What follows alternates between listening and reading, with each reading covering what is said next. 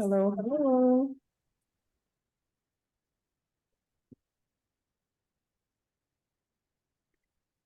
Good morning.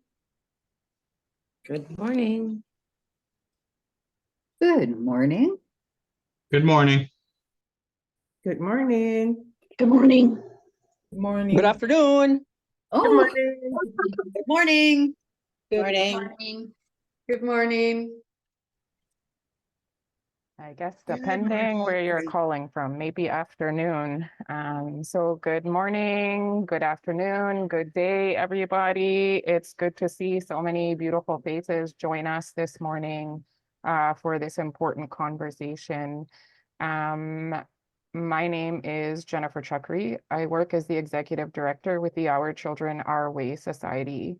Our society represents 24 Indigenous child and family service agencies throughout the province of British Columbia.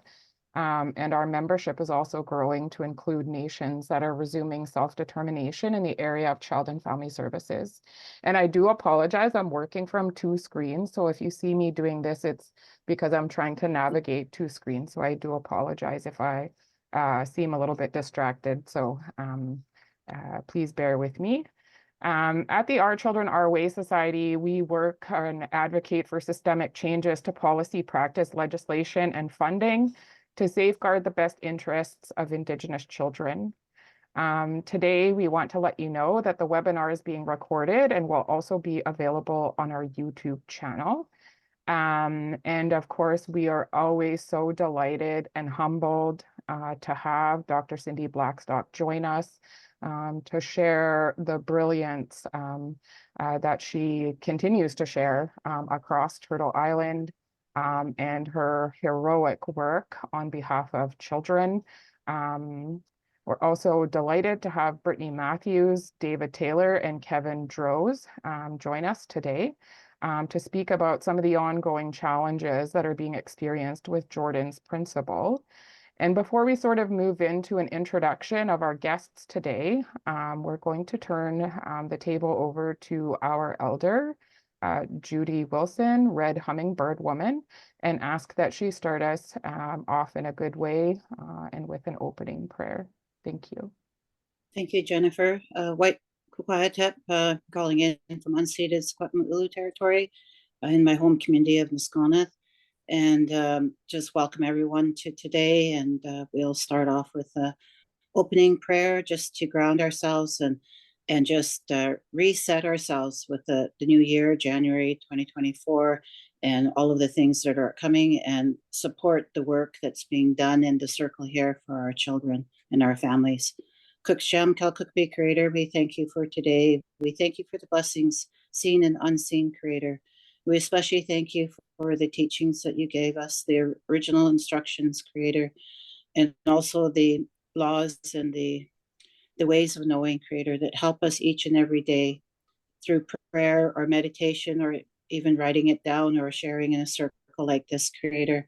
It's so important to be reminded of those original instructions, and also the medicines that you give us, the sage, the cedar, juniper, sweetgrass, and all of the medicines that you give us that help cleanse us and ground us and remember who we are. The remembering is so important, Creator.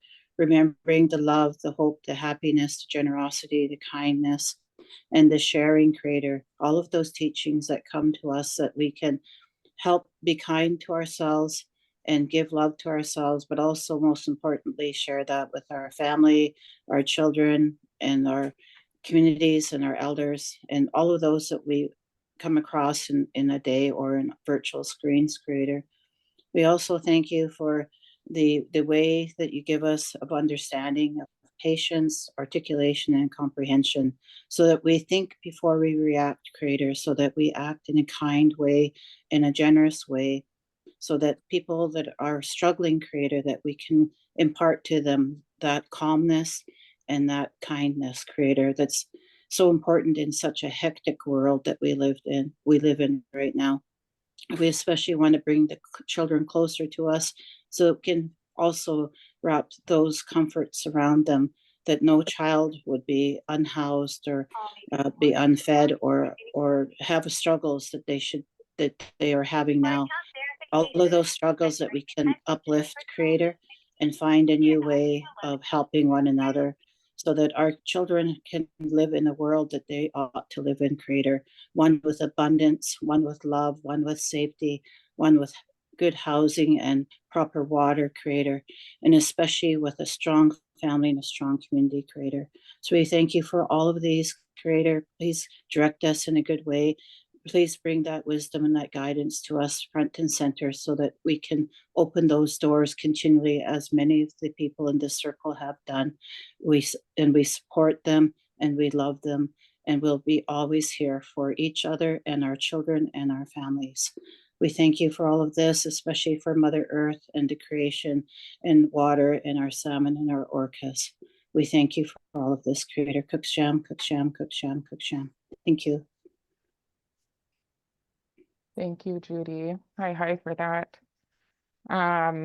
Such a beautiful way to start us off and remind us that we're all here on behalf of our children, our youth, and our families. So really appreciate that prayer and starting us in a good way. Before I turn the table over to our guests today, I just want to take a moment to introduce them to you so we all know who we're sharing space with today. And although I don't think she needs a whole lot of introduction, I would like to start off by introducing and acknowledging Dr. Cindy Blackstock, who is a member of the Gitxsan Nation, a professor at McGill University School of Social Work, and the executive director of the First Nations Child and Family Caring Society. Dr. Blackstock has worked in the field of child and family services for over 35 years and is well known as a relentless and effective advocate for First Nations children. Her work and the results she has achieved have been widely celebrated, most recently with the World Children's Prize, an award voted on by tens of millions of children around the world. So we hold our hands up to you, Dr. Blackstock, for who you are as a person and the incredible work that you continue to do on behalf of children. I would also like to introduce and acknowledge Brittany Matthews. Brittany is Métis, Michif with ancestry from Whitehorse Plains, Manitoba. And she joins us from the Caring Society, where she is the Director of Reconciliation and Policy. And we also have David Taylor and Kevin Droz, who are lawyers from Conway Baxter Wilson. David and Kevin have worked tirelessly over the past decade to advance the Caring Society's successful human rights complaints against Canada. And so as a result of that human rights complaint, Canada has been ordered to fully implement Jordan's Principle, which we know is a legal requirement designed to ensure First Nations children receive the services they need and when they need them. And what we know is that Canada has repeatedly failed to properly implement Jordan's Principle. And after exhausting all other options, the Caring Society has filed a non-compliance motion with the Human Rights Tribunal in December. I'm going to now turn it over to Cindy, Brittany, Kevin, and David to share the details and implications of that non-compliance motion. So Cindy, I'll turn it over to you. Thank you. Thank you, Jennifer, and your team. Thank you, Judy, for that beautiful prayer, especially when we're talking about something as sacred as Jordan's Principle. And here, I'll just remind the collective that the request from the family is to say the full term Jordan's Principle. Please avoid using the acronym JP or any other shortening form of Jordan's Principle. It's a way of acknowledging his spirit and his gift to all of us. It's a real honor to be here today. I also was thinking that it was about 17 years ago. Next week, it'll be 17th anniversary of filing this case with our co-complainant, the Assembly of First Nations. And then later we're joined by the Chiefs of Ontario, the Anishinaabe Nation, Amnesty International, and of course, our colleagues over at the Canadian Human Rights Commission. I want to recognize all of them in this important work. And although my PowerPoint is up, we're actually going to pay a little bit of a switcheroo for all of you. And I've asked Brittany Matthews to do just a quick kind of review of back to basics, because sometimes I hear the people say, well, it's back to basics that's the problem. But We actually are going to be suggesting to you that back to basics isn't really the problem. It's Canada's implementation of back to basics. Then I'll take you through the non-compliance motion itself. And then I'm so honored that David Taylor and Kevin Duros are here. And it wasn't in their bio, but some of you know that with the recent compensation decision, the class action lawyers were able to get some funding for their legal fees. They get monies for that. But our lawyers, including David and Kevin and Sarah Clark, they argued that completely for free for kids. So it just really speaks to their dedication to children and families and to the betterment of everyone. So Brittany, we're going to begin with you in for about 10 minutes. I'm going to switch over to me for about 10 minutes. And then we'll invite both David and Kevin to share some words with you before we entertain our questions. And I just want to recognize all of you for coming, and many of you for the amazing work that you're doing in your communities for Jordan's principal and to honor his legacy as well.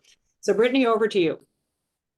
Namaste, everybody. Thanks very much, Cindy, and thank you, Judy, for that wonderful opening prayer to really center us. And thank you, Jennifer, for that introduction. So as Jennifer was saying, my name is Brittany. I am a Chief and a member of the Métis Nation of Alberta.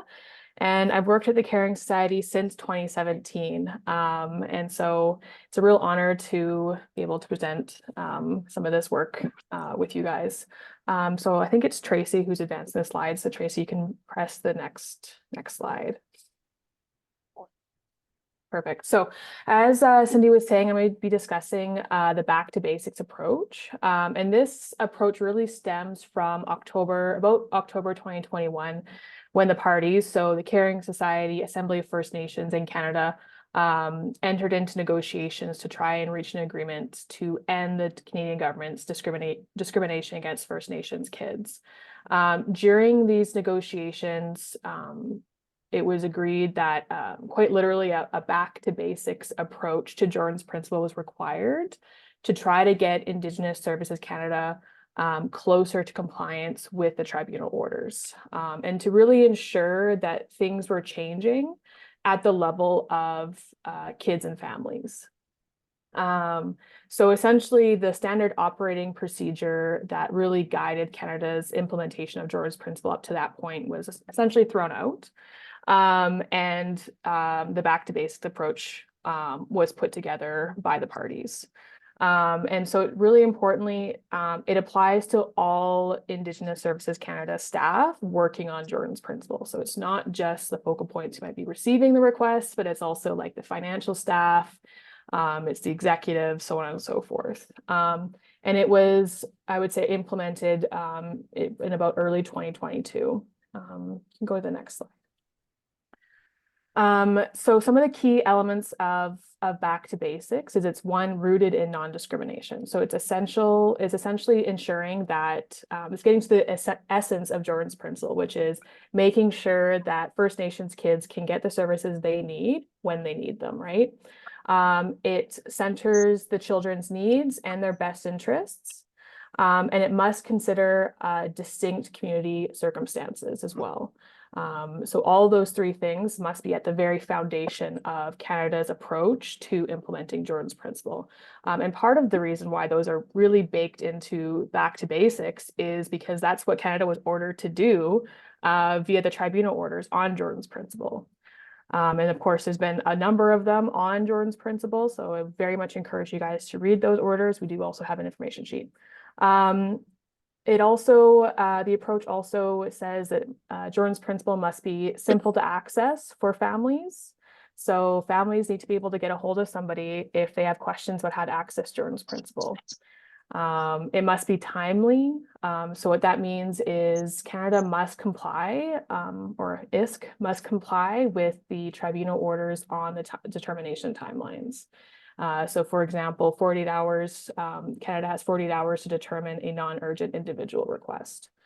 So these aren't guidelines or goals, these are human rights orders, those timelines. It must reduce the administrative burden on families. So making sure that, families don't need to submit reams of documentation, an assessment, so on and so forth, to get to a determination, for example. And it really says that ISC must exercise compassion, common sense, and a reconciliation first approach when implementing Jordan's principle. And finally, it must ensure substantive equality. So essentially the equality in outcomes. So ensuring that First Nations kids get the services and supports that they need to have culture relevant service provision, for example, to ensure they have access to language and culture and ceremonies, to ensure that they have the things that they need, not just for their needs now, but in the future as well. Tracy, you can hit the next slide, please. Thank you. Oh, and I think just one back. There we go. Thank you.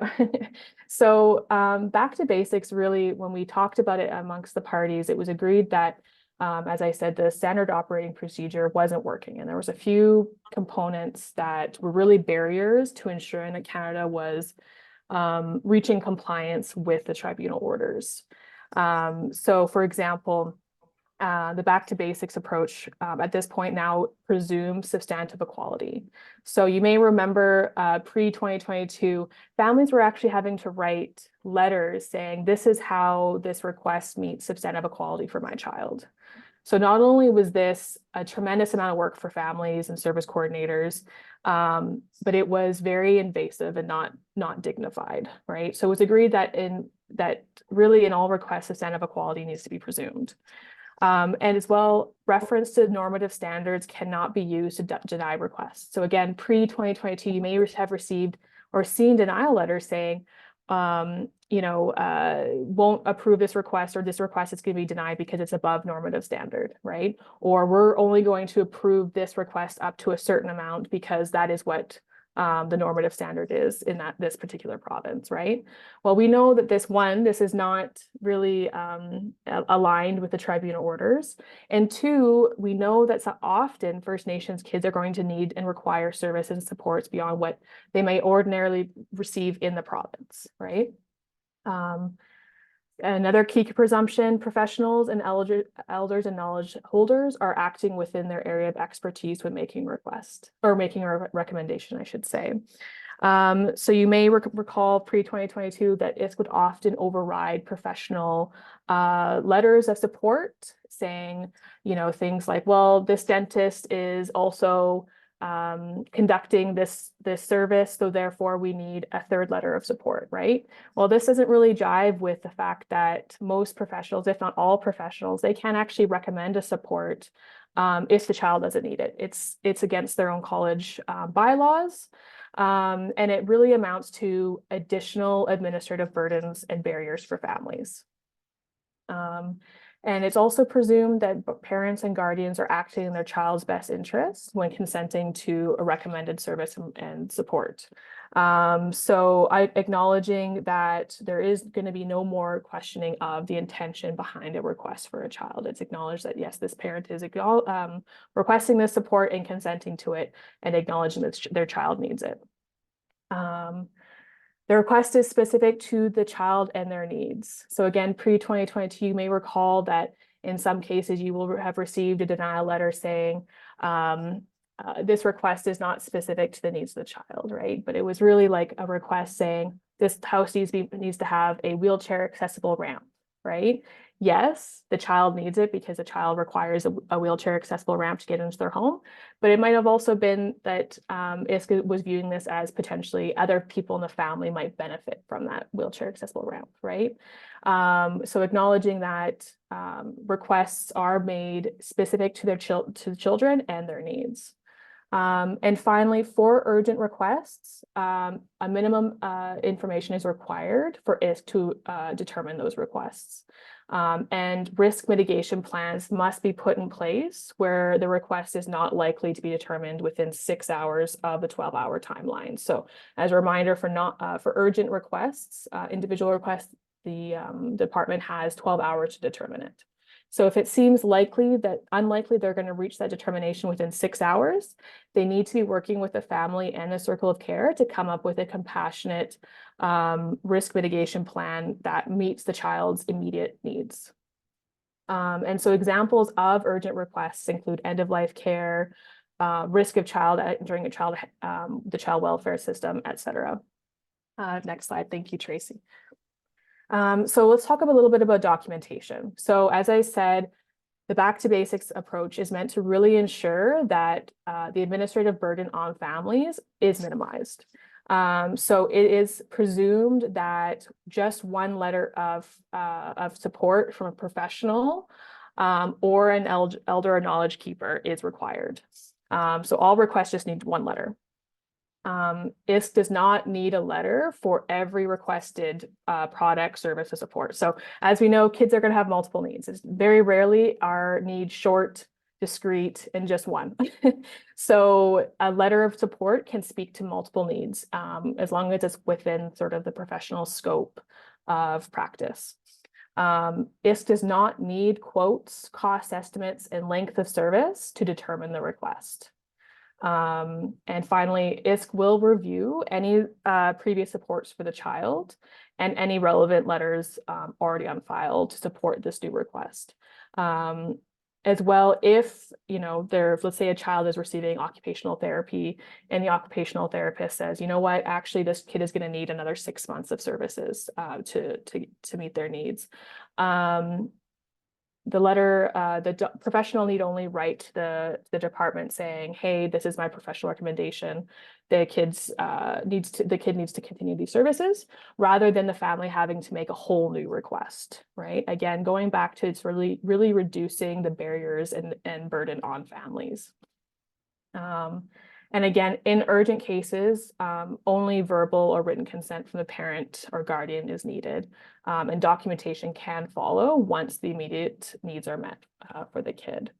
And I think that's so I've included some information for use here, information sheets and things like this. But to learn more about the back to basics approach and reference, as I said, I've made reference to some of the tribunal orders on Jordan's principle. So I'd really encourage you to check out those information sheets as well. And that wraps up my presentation. Thank you very much. Thank you so much for that, Brittany, and just recognition to Brittany and also our colleagues, Jennifer King and Molly Rasmussen, who have done some great work on Jordan's principle nationally. So it's over to me, and I want to begin by thanking Jordan River Anderson and his family. So we'll go to the next slide. I think that, the work that Ernest Anderson, his father, Virginia Ballantyne Anderson, his late mother, and of course, Jerlene Anderson, who is his older sister, along with the rest of the family, have done in really reminding us of the gift of Jordan's principle and our responsibility to implement it should never be forgotten in this. And that's why, for me, Jordan's principle is very sacred, and it needs to be handled in a sacred way that always gives thanksgiving to that little boy and honors the gift that he gave to other children. So we'll go to the next slide. So I think it's nice to reboot because the case has been going on for close to 17 years, and it's easy to lose track because a lot has happened. But what is the case really about, and what authority does the Canadian Human Rights Tribunal have? Well, the case is really about stopping federal government discrimination against First Nations children, youth, and families, not service providers. The discrimination the tribunal found is at the level of children, youth, and families.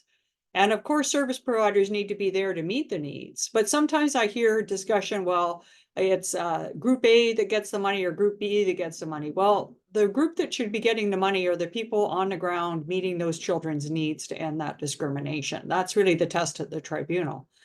And it's stopping the discrimination now, but also preventing it forever. And this is a reminder of the gift given to us by residential school survivors, murdered missing Indigenous women and girls, and youth from care and in care, where they said, the reason we told our truths is so that it stops happening to future generations of children. And indeed, that's one of the key tests that we have to meet at the Canadian Human Rights Tribunal. So next slide, please. So you've heard about the compensation deal of the 23.4 billion, and I know that that has been discussed a lot, and it should be. But in many ways, it represents, I think, a real failure. Because the only way that you get compensation is if people were victimized by discrimination. And the real goal is to stop that discrimination from happening in the first place. So while the compensation is settled, the tribunal still has legal authority over the question of how to stop the discrimination in child and family services and Jordan's principle, and how do we collectively work together to make sure it doesn't happen again. So that's still within the tribunal's wheelhouse. Next slide.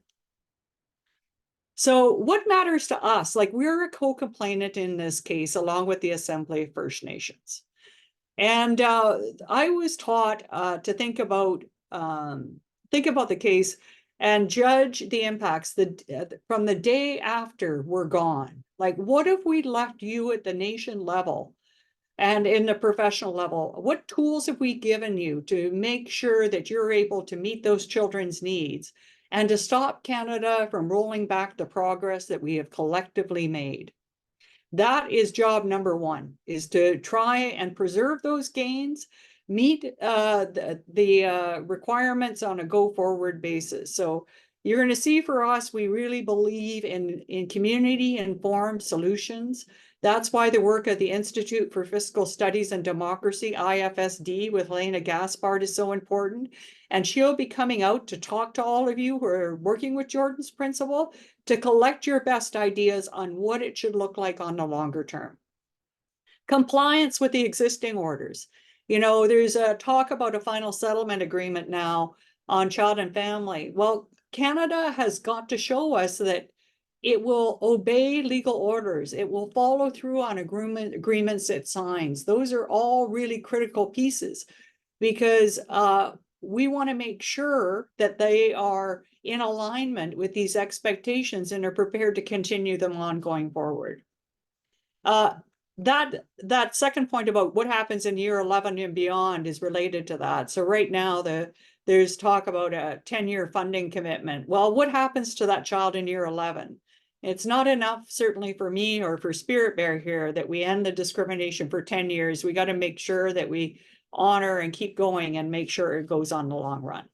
Okay, so we'll go to the next slide. So in most scenarios, you don't have litigation in the backdrop. And I think it's really important to understand that any negotiations, and of course, the Caring Society really believes in the power of trying to get people to do things on a voluntary basis. But where that's not possible, we still have the tribunal that has to be satisfied that the discrimination has stopped and does not recur. And also, of course, leadership have been very clear that that's their expectation as well. So the negotiations have a final settlement agreement. That process is going on, and I'll get to that, the Caring Society's role in that in a minute. But that final settlement agreement requires Canada to do things voluntarily. And then once it signs off on the agreement, to honor the agreement. That's one of the fundamental pieces of the final settlement agreement. The good news is that even if you got a final settlement agreement with Canada, it'll come to the First Nations and Assembly for approval. So that's where you as experts on the ground are going to be very important in informing your leadership about what you think should be going forward. And then subsequent to that, it would need to be approved by the tribunal itself before the tribunal released its jurisdiction in this matter. And when the tribunal releases its jurisdiction, there's no going back for non-compliance orders. That's done. It's up to you at the community level to either take it through an alternative dispute resolution mechanism or hold them accountable in federal court. And it's a higher test. That's why we're so committed to try and making sure they're following through now and not will follow through in the future. There's also the litigation strategy, and I have consistent with First Nations and Assembly, because we really at the Caring Society take a lot of our direction from First Nations and Assembly and pay attention to those resolutions. So when we litigate, it's really in the spirit of implementing that direction by leadership or getting compliance with existing orders that are on the books. It does not require Canada's agreement, right? You can litigate against them, and in the end, it's the tribunal who is the decision maker. And the other positive thing of litigation is it's done out in the open air. So everybody gets to see the submissions. You can come and watch the litigation. It's all done in a public place, whereas negotiations are often done in a private space. Next slide. So again, when it comes to Jordan's principle and this non-compliance motion, we are mindful that it's sacred, that it really is, as Brittany was saying, kids before government procedure, that it covers health, education, and social services. It's a legal requirement of the Canadian government through multiple orders by the Canadian Human Rights Tribunal. And of course, always it requires guardian consent and a supporting letter. We've heard in some regions that the department is not asking for a letter of support from an elder or a knowledge keeper. And that is not, in our view, implementing back to basics. We have the letters there to make sure that the needs being met will actually meet the actual needs of the children. So it's just an extra safeguard. Next slide. So you heard Brittany talk about substantive equality, and sometimes it's easier for me at least to have a picture to say what that means, right?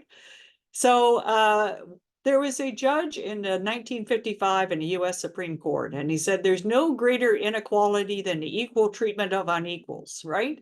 So that's the picture there on the left-hand side. Everybody's got the same base to stand on, but not everybody's as tall as everybody else. So in order to make sure everybody can get the berries, you need the little guy to get a bit of a boost.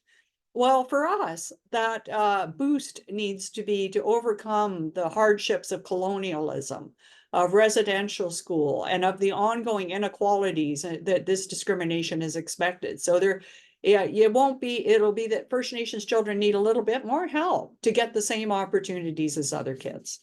Next slide, please, Tracy. So what are some of the challenges we saw? And this is a general list.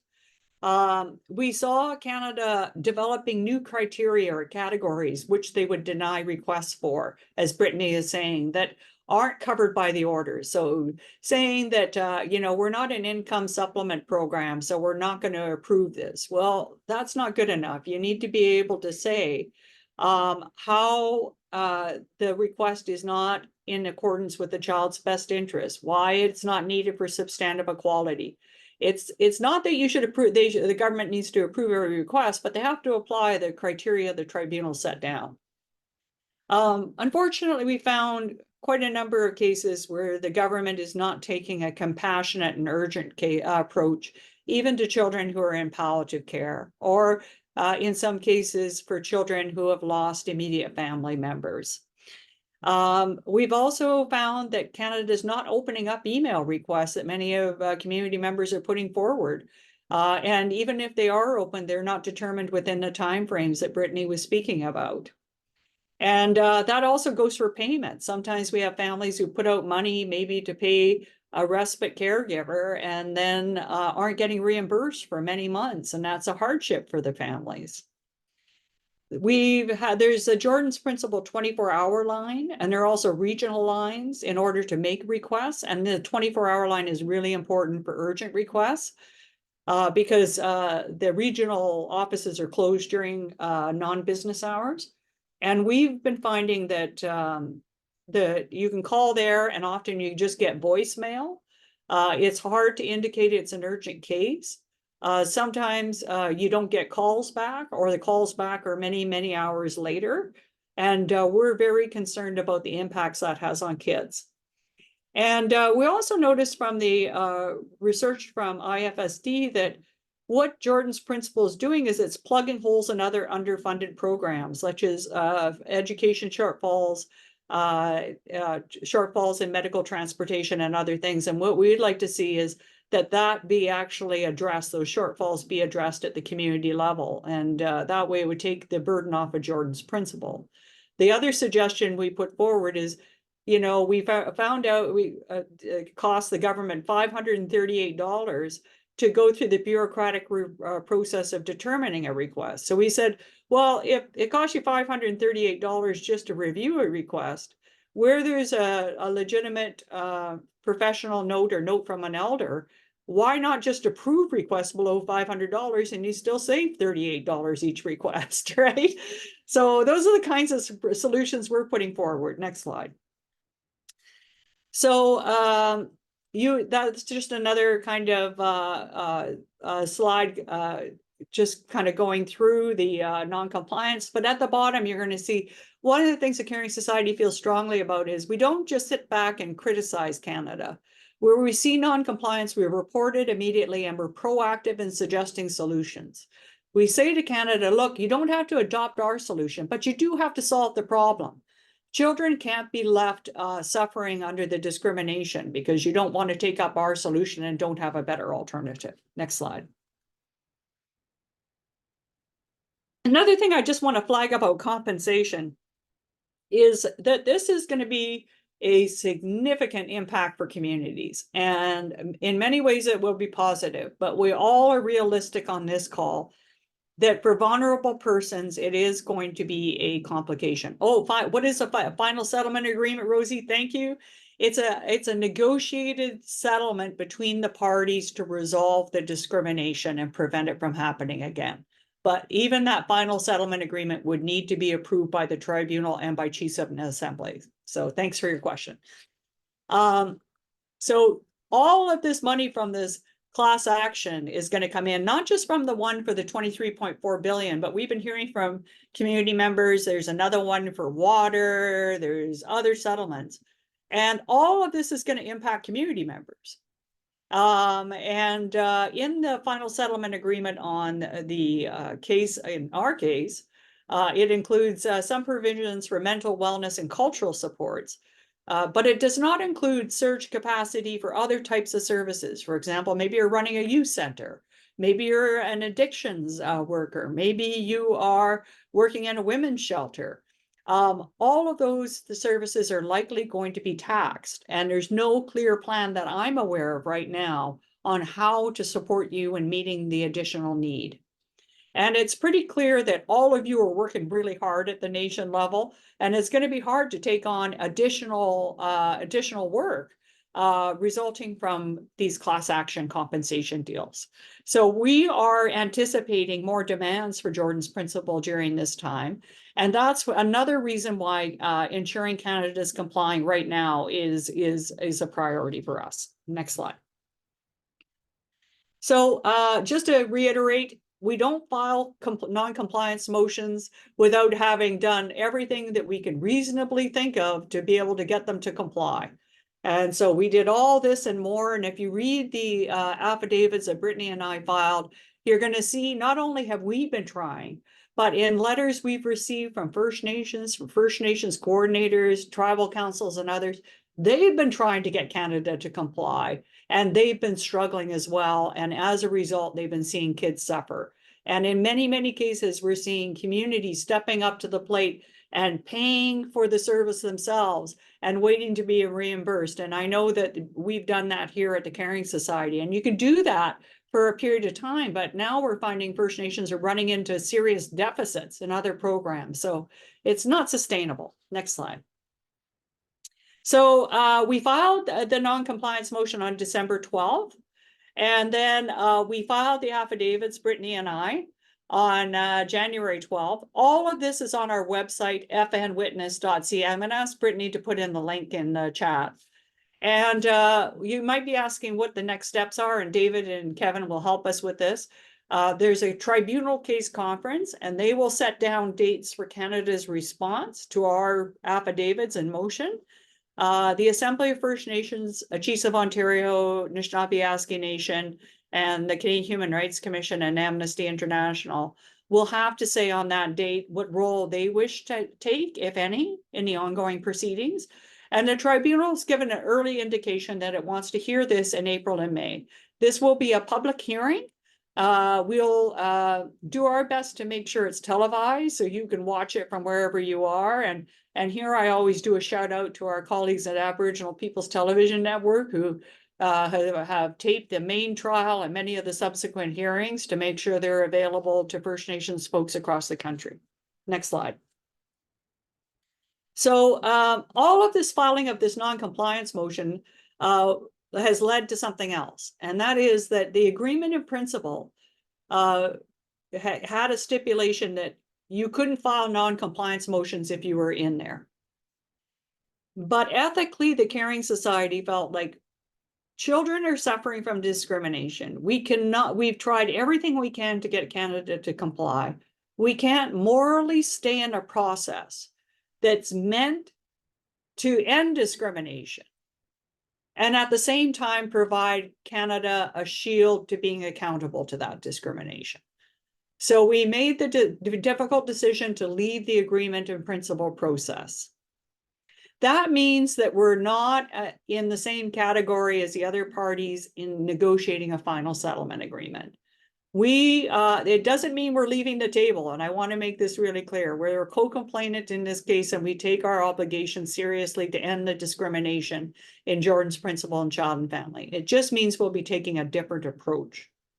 And one of the things that we feel strongly is being accountable to everyone. So we will be publishing very shortly a public negotiation protocol for the Caring Society. So you know what we're paying attention to. And one of our key things is transparency. We realize these are your children and your nations, and we need to be accountable to you. And we're going to make public our positions so that you can see them, test them. See if you have a better idea to suggest to us, because we really want to do this right for kids. Next slide. Quick word about liability, and then I'm going to turn it over to David and to Kevin. Just all these caveats. I'm not a lawyer and I'm not an insurance broker. My key message is, if you're providing Jordan's Principle services, you need to talk to a lawyer specialized in what they call tort law. And you also need to talk to your insurance broker. Next slide. So the National Advisory Committee, NAC, they're called, First Nations Child and Family Services, which Mary TG is a member of for BC. We've done some work on liability, and generally you're at higher liability exposure, the higher the risk is for the activity you're trying to do. The more vulnerable the group, children, and the higher the duty of care you have to those children.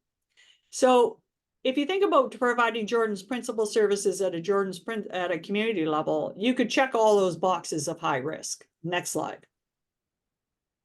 So who needs coverage?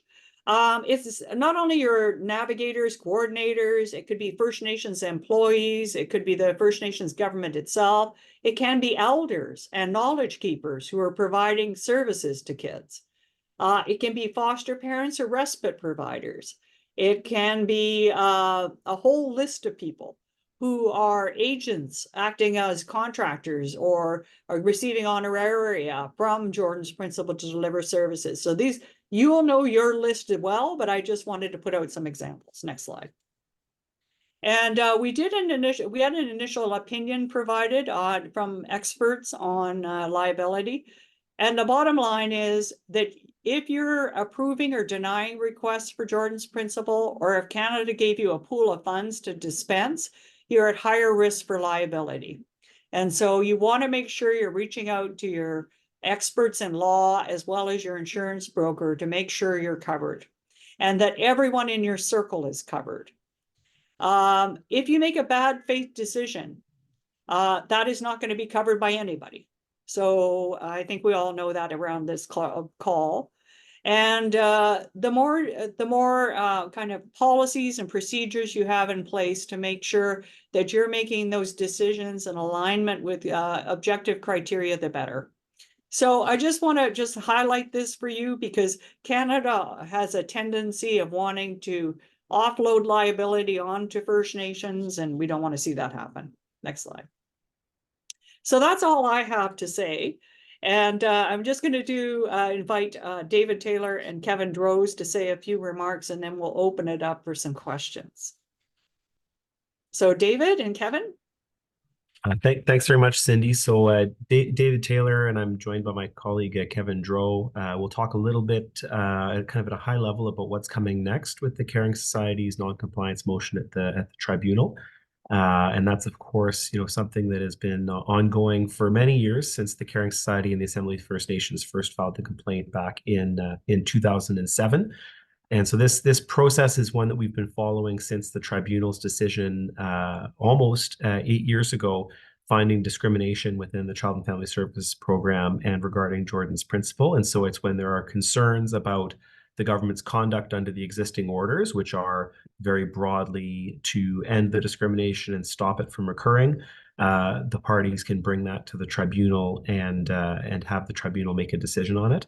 And so, as Cindy noted, there will be ways to access that further on down the road. The Human Rights Tribunal is hearing things mainly by Zoom now, and so we will be addressing with them ways for the public to access that, whether it be attending a Zoom webinar like this, or a live stream of the or web stream of the Zoom hearing, as has been done for other hearings in this case over the last few years. So, with that kind of brief introduction, I'll turn it over to Kevin.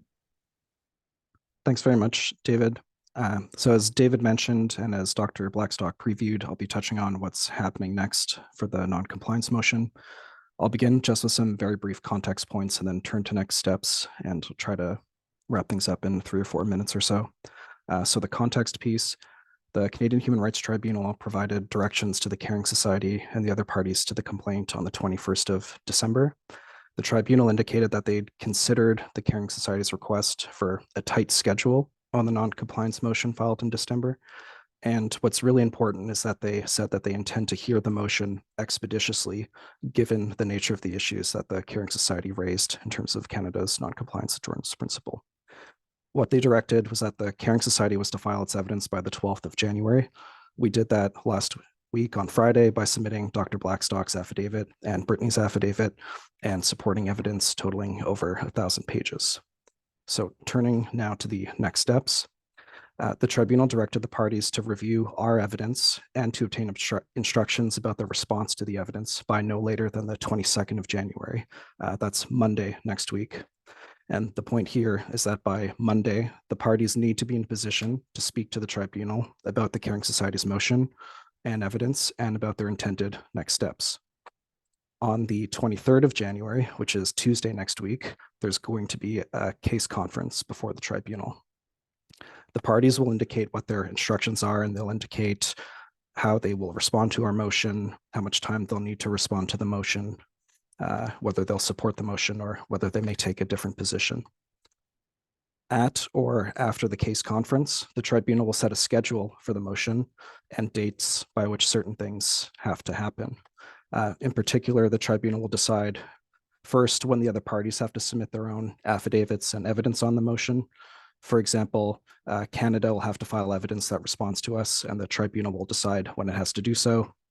Second, the tribunal will decide when cross-examinations on each party's affidavit will take place. This will involve parties being able to question another party's affiant, which is the person who affirmed that party's affidavit and evidence. And as Dr. Blackstock indicated, for the Caring Society, those persons were Dr. Blackstock and Brittany.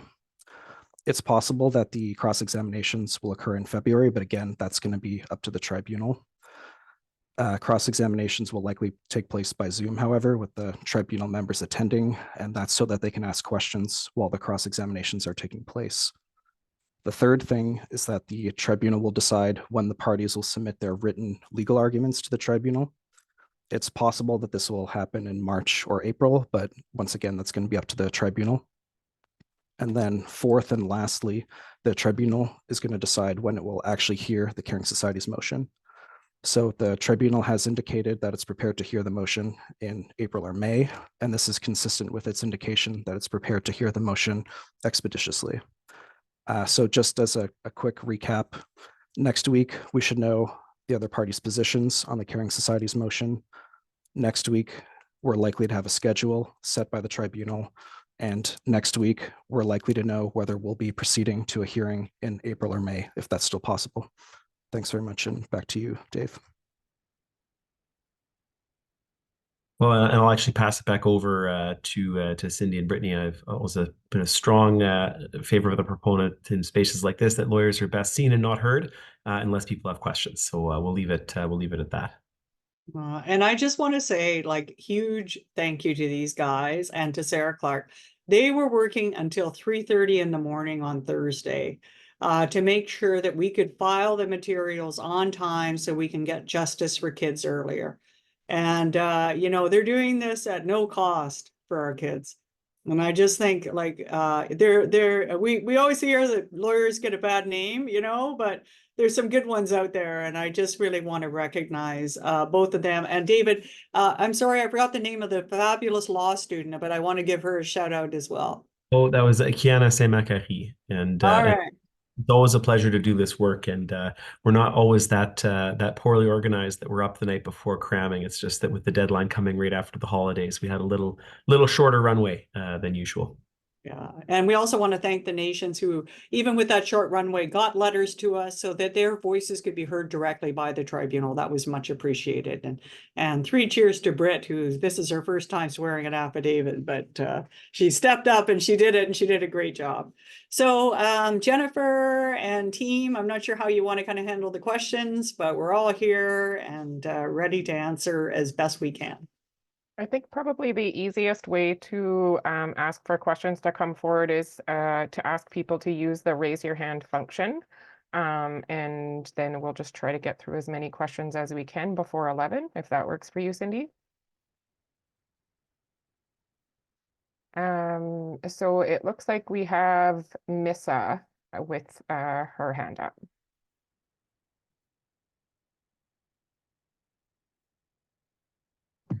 Okay, can you hear me? Yes. Okay, so part of what I've been curious about like in relation to, I guess, backlogs, I don't know, my question has to do like in Manitoba, so urban areas have access to Jordan's principle through multiple organizations like the Assembly of Manitoba Chiefs, Southern Chiefs Authority, or Southern Organization. So, and they've experienced such high numbers of applicants, and they have like online social media participants, people who are wanting to access services are gathering together and complaining about the lack of services that they are receiving. And I had gone in myself because my stepdaughter has we've been having problems accessing services, and then I was told that they had a high number of applicants, 5,000, and only like a handful of workers for that. So like, is there any chance of like changing the amount of workers per like for healthier ratios to get these services implemented easier or more, how do I say this, like 100 kids per worker type, so that it's easier for them to provide timely services, so that nobody's getting left behind, nothing's becoming insurmountable in terms of reimbursements and whatnot? Like how, like, is there a plan to increase the amount of workers for people? Thank you so much for your question, Missy. It's an important one, and I'm sure everyone is interested to know the answer. I'd say the first thing, one thing that concerned me is, why didn't the government flag these building backlogs when there was only 5 or 10 families in the queue? Why did it have to get to thousands when it's a crisis point? Like when we're doing good management at the community level, we don't wait until there's an absolute crisis to deal with it. So there needs to be a learning from this where they are monitoring backlogs and making sure they're addressing them as they build. Second of all, we want to deal with the front end, the number requests. So that's where that presumptive approval below $500, where there's supporting letter, that's where that comes in. We'd like to get them to do that. And the third thing, you're quite right, especially with the, we want them to open up these requests and find out what kids' needs and respond to them. So it's likely that they will have to apply more personnel. But one of the things that I think about a lot is the government does complicated things quickly a lot of the time. Like I felt they did a really good job of COVID-19, like getting out the vaccines to people, getting CERB out to persons who needed income supplements. So they can do these things. They've shown us in the past. They just simply need to apply that same energy to the implementation of Jordan's principle. Thank you, Cindy. We'll go over to Rebecca Hackett next. Howdy, Rebecca here from Vancouver, Jordan's Principal Service Coordinator.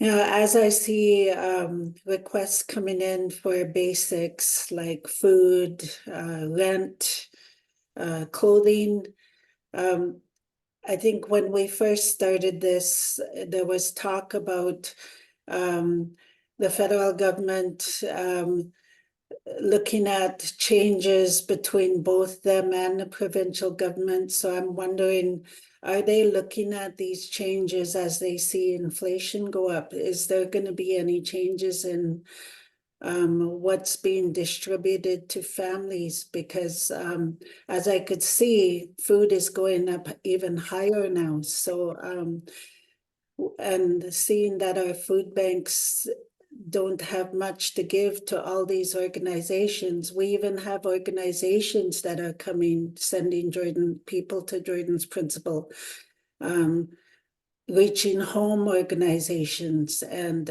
outreach organizations. So I see it multiplying. I don't see any changes. So are we going to see any changes anytime soon? Yeah, thank you for your question, Rebecca. One of the key things that we're finding is that Jordan's Principal's plugging holes in other underfunded programs, and one of them is income support for families, especially families who are in deep poverty.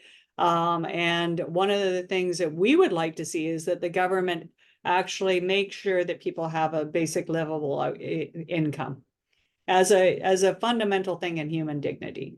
Now, whether they will do that in this case, I'm not sure. But it's something that we're advocating for, and we would encourage others to advocate for with both provincial and federal governments, because we've seen convincing research that when families have a basic livable income, then kids do better across a wide array of areas. Yeah, and I see that they put a cap on 3 months of approval for food. The food inflation isn't changing, it's getting worse. Yeah. So I know it's not an income supplement, but then who's gonna supplement this? And that gets back to Brittany. Brittany, pipe in here if I get this wrong.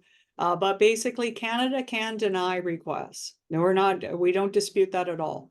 But what Canada would have to say is that month 3, that child no longer is in need of that food. That professional letter coming in from, say, I don't know, maybe it's a teacher that says a child doesn't have enough food to learn, or a nutritionist or a nurse or a healthcare provider.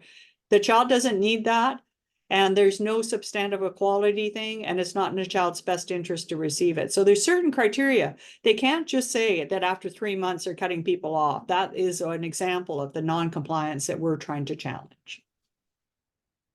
Thank you. Thank you, Cindy. Maybe have time for one more question, just recognizing that we're at 11 o'clock and also wanting to honor everybody's time. I'm gonna go over to Betty Linkslag. Hi. Can you hear me? Mm-hmm. Hi. I'm coming from a grandmother's perspective. I have kids. I look after my grandchildren who are in care, and my daughter has a very bad addiction. She's incarcerated, and I've been adamant to keep her there until she has a treatment plan. And she needs therapeutic medical treatment. She can't just go to a standard treatment center. It doesn't work. And that's the only way that she's going to get the support she needs. I've approached Jordan's Principal that we've worked with, and they'll give us winter clothes. They'll give the kids bikes, but they will not give us the treatment support. And what I'm being told is it's being denied from ISK. It's when they put in proposals, not only for my family, but for other families, and it's been denied nationally.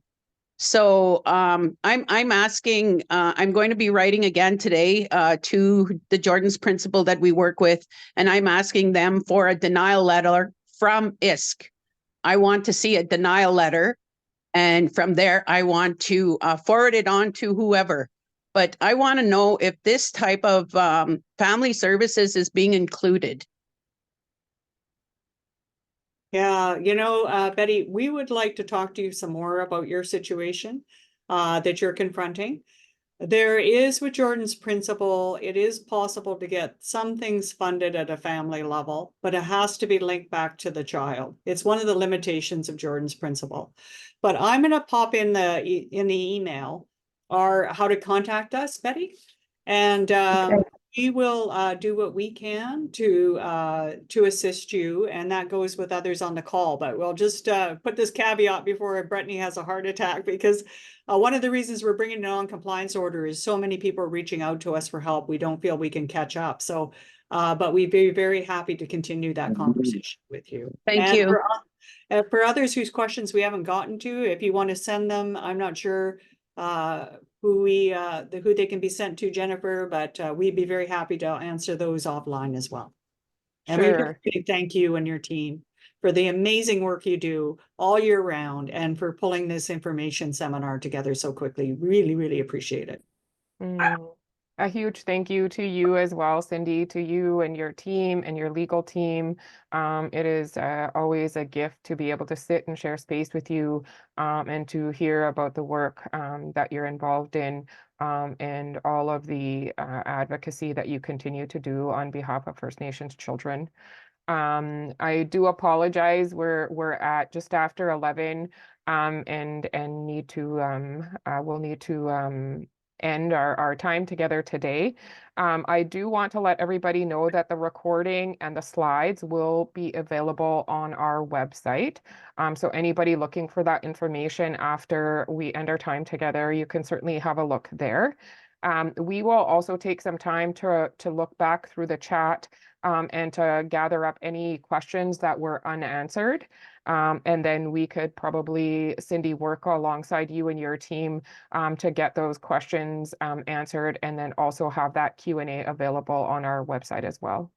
And so again, just really want to raise my hands to you, Cindy, and your team, and to everybody else for taking time out of your day to be part of this really important conversation, and the brilliant work that Cindy and her team continue to do to uphold and honor the spirit and intent of Jordan's principle across Turtle Island. So I hope that you enjoy the rest of your day. And again, if you have any last minute questions that you want to pop in the chat, please do so. And I hope you take really good care, and we'll connect soon.